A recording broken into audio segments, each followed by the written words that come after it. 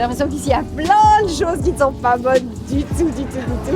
On va faire le point avec toi. Pour toi, c'est quoi un petit déjeuner idéal?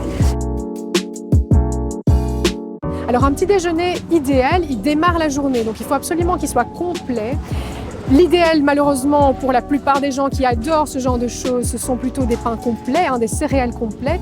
Donc on part sur des pains qui ne sont pas des pains raffinés, donc pas à base de farine raffinée, donc pain blanc typiquement, mais plutôt sur des pains complets, très céréaliers, voire des pains de seigle. Salé ou sucré, ça peut être vraiment les deux. On fait en fonction de la tendance de ce que les gens ont l'habitude de manger. Donc ça pourrait être sucré, mais alors là il y a des indications sur la quantité. Évidemment, on rajoute jamais trop de confiture sur le pain.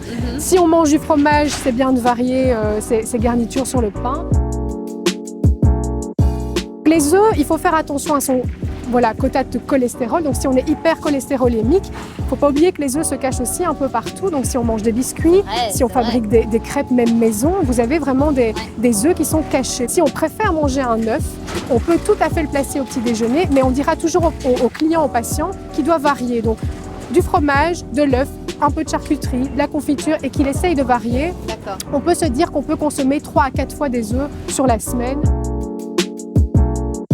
Les croissants et les viennoiseries, le problème de ces produits-là, en général, c'est qu'ils sont très gras, c'est de la pâte feuilletée, donc souvent gras, on n'en mange pas seulement qu'un, on en mangerait plutôt 2.